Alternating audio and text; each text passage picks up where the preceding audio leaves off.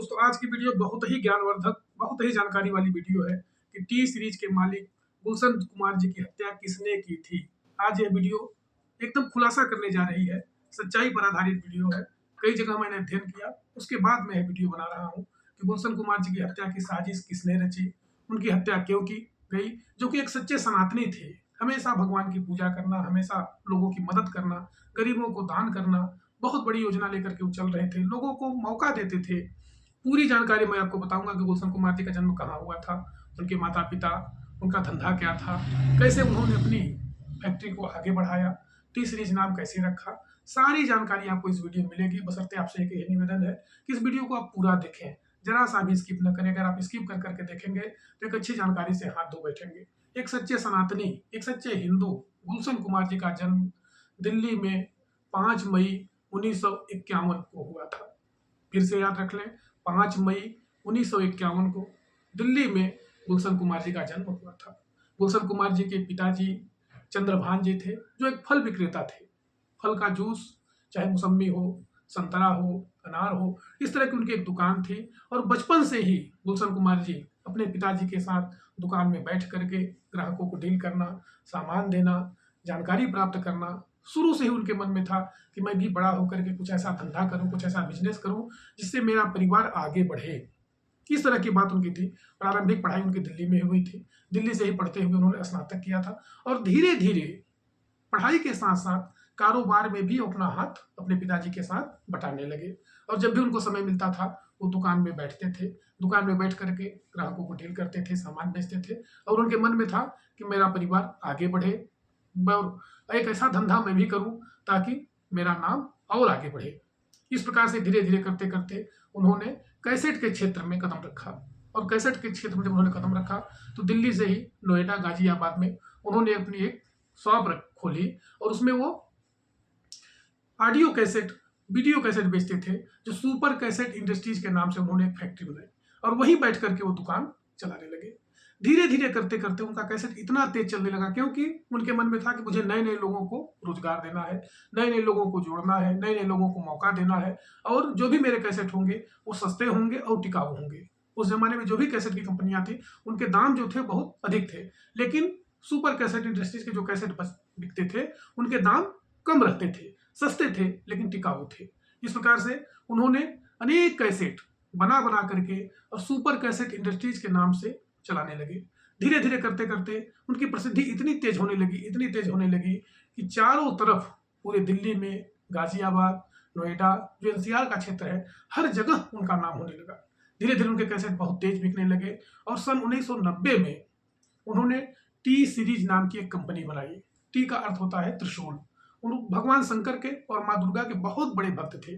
जब भी वो घर से निकलते थे बिना पूजा किए कभी नहीं निकलते थे, और हमेशा ही रास्ते में जब भी कोई पशु पक्षी चिड़िया मिलते थे उनको भोजन देना, गाय को रोटी खिलाना उनके एकदम आदत में था। एक बार जब वो रास्ते में जा रहे थे, एक तोता बेचने वाला पेड़े में तोते को रख करके जा रहा था। उन्होंने पूछा कि इस तोते का दाम कितना है, और सारा पैसा लगभग 500 से 1000 रुपए तोते बेचने वाले को दे करके उस तोते पक्षी को आजाद कर दिया।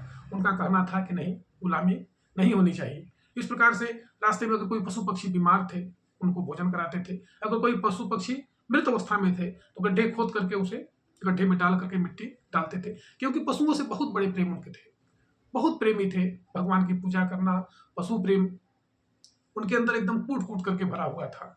इस प्रकार से सबसे सस्ता और एक टिकाऊ कैसेट बेचते बेचते चारों तरफ उनकी प्रसिद्धि बढ़ गई, और आगे चल करके उन्होंने अपने कारोबार को और आगे विस्तार किया। उस जमाने में कुमार सानू, अनुराधा पौडवाल, सोनू निगम, सबको उन्होंने मौका दिया, और सब लोग धीरे धीरे करते करते इतने प्रसिद्ध हुए, इतने प्रसिद्ध हुए, उनके कैसेट चारों तरफ बिकने लगे। इस प्रकार से कैसेट बेचते बेचते उनके मन में आया कि मेरा खुद का कैसेट बने, मेरी खुद की फैक्ट्री हो, और वो दिल्ली, गाजियाबाद, नोएडा से फिर अपना विस्तार करते करते मुंबई चले गए। और जब वो मुंबई गए तो वहां पर उन्होंने सुपर कैसेट के नाम के बाद टी सीरीज कंपनी बनाई। 1990 में उन्होंने टी सीरीज कंपनी बनाई, और टी का मतलब उन्होंने त्रिशूल रखा, क्योंकि भगवान शंकर और माता दुर्गा के बहुत बड़े अनन्य भक्त थे। इस प्रकार से उनका कारोबार आगे बढ़ने लगा, और आगे बढ़ते हुए उनकी दोस्ती नदीम श्रवण से हुई। नदीम जो बहुत बड़े जाने माने प्रोड्यूसर डायरेक्टर थे, उनसे मिल करके उन्होंने टी सीरीज का विस्तार पूरे देश में किया। जब भी टी सीरीज का कोई कैसेट निकलता था, पूरे देश दुनिया के लोग हाथों हाथों पर लेते थे और करोड़ों करोड़ कैसेट एक एक दिन में बिक जाते थे। इस प्रकार से कंपनी का विस्तार करते करते करते करते उनके मन में आया कि मेरी खुद की फैक्ट्री हो, खुद के लोग मेरे कैसेट बनाए। और फिल्म इंडस्ट्री में भी उन्होंने कदम रखा। अनेक लाल दुपट्टा, मलमल का, चाहे आशिकी, चाहे कयामत से कयामत तक, उस जमाने में सुपर डुपर हिट फिल्में हुई। भगवान की भक्ति में उन्होंने, भगवान भोलेनाथ की भक्ति में अनेक उन्होंने फिल्में बनाई, चाहे बाबा धाम से संबंधित हो, चाहे भगवान भोलेनाथ से संबंधित अनेक कैसेट उन्होंने और अनेक फिल्मों में उन्होंने निर्माण का काम किया। धीरे धीरे नदीम श्रवण चाहते थे कि मैं भी फिल्मों में कुछ गीत गाऊं, गाना गाऊं, जबकि गुलशन कुमार जी कहते थे कि नहीं, आपकी आवाज़ ठीक नहीं है, आप गाना मत गाएं। लेकिन उन्होंने कहा कि नहीं, मुझे गाना गाना है। इस प्रकार से इसी बात को लेकर के विवाद हुआ, लेकिन उन्होंने गाना शुरू किया। वह कैसेट चल नहीं पाया और धीरे धीरे फ्लॉप हो गया।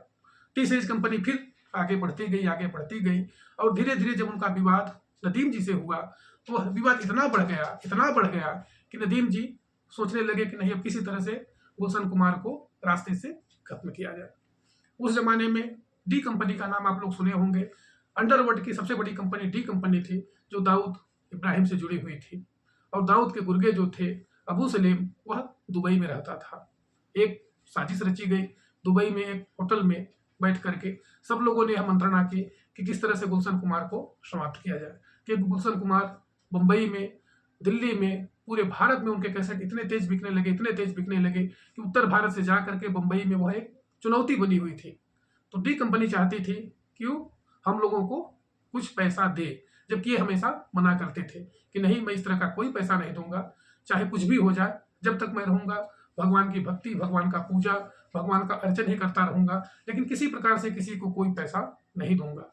इस प्रकार से उन्होंने वैष्णो देवी माता मंदिर में अनिश्चितकालीन भंडारा शुरू किया। 24 घंटे वहां लंगर चलता था, भंडारा चलता था। दर्शनार्थी श्रद्धालु जो भी जाते थे, भर पेट भोजन करते थे, सुबह हो, दोपहर हो, शाम हो। इस प्रकार से बढ़ते बढ़ते उनकी प्रसिद्धि पूरे देश में हो गई। इधर क्या हुआ कि धीरे धीरे एक बैठक हुई और बैठक दुबई में सब लोगों ने मिल करके सोचा कि नहीं, किस तरह से इनको अब रास्ते से हटाया जाए।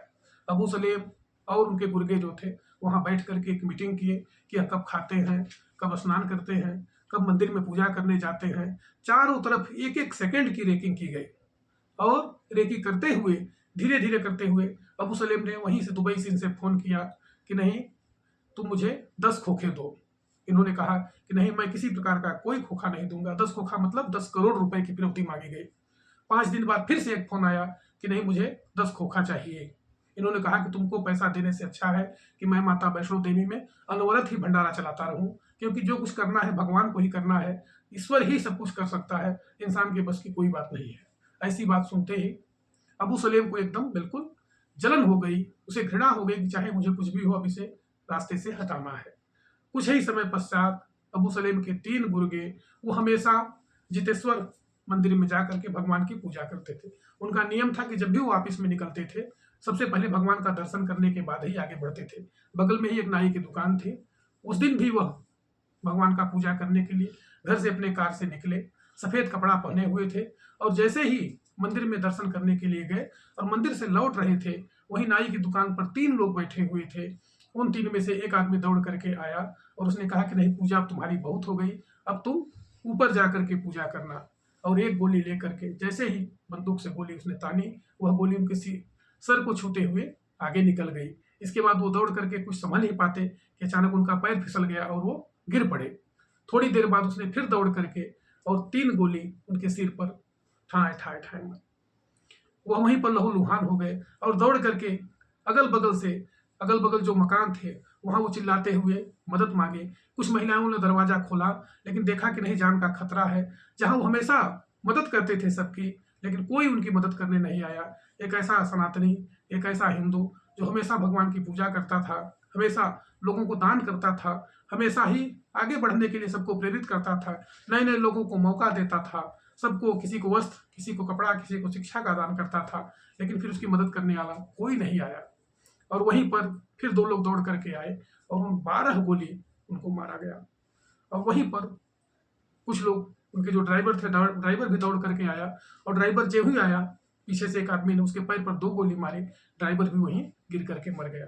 थोड़ी देर के पश्चात जब 12 गोली मार करके लोग वहां से गाड़ी से भाग गए, अगल बगल के लोग आए और उनको लेकर के अस्पताल गए, और अस्पताल जाने के बाद डॉक्टर ने उन्हें मृत घोषित कर दिया। कहने का तात्पर्य क्या है कि इस वीडियो बनाने का मकसद यही है कि जो गुलशन कुमार जी थे, उनकी जो चारों तरफ से प्रसिद्धि हो रही थी, टी सीरीज कंपनी पूरे देश दुनिया में आगे बढ़ रही थी, कुछ लोगों को यह अच्छा नहीं लगा कि दिल्ली से आकर के बम्बई के साम्राज्य में, फिल्म इंडस्ट्रीज में और बॉलीवुड में इतना बड़ा नाम कमा रहा हो, उसको कुछ न कुछ वो लोग वहाँ से उनसे टैक्स मांगते थे, और उन्होंने टैक्स देने से मना कर दिया। जब टैक्स देने से मना कर दिया, धीरे धीरे दुश्मनी आगे बढ़ गई, और दुश्मन इतनी आगे बढ़ गई कि डी कंपनी, दाऊद इब्राहिम की कंपनी उनके पीछे पड़ गई, और वहीं से अबू सलेम जो डी कंपनी का एक दाहिना हाथ था, उसने दुबई में उनकी हत्या की साजिश रची। दोस्तों, कहने का तात्पर्य यही है कि इंसान जब आगे बढ़ता है, जब धीरे धीरे करके प्रसिद्धि प्राप्त करता है, तो कई लोग उसका पैर खींचने के लिए आगे आ जाते हैं। इसलिए सफलता के लिए सबसे जरूरी यही है कि खूब परिश्रम करें, आगे बढ़ें, एक दूसरे की सेवा करें, परोपकार की भावना लेकर के चलें। निश्चित ही जीवन में हम लोग सफलता को प्राप्त करेंगे और आगे बढ़ेंगे। धन्यवाद।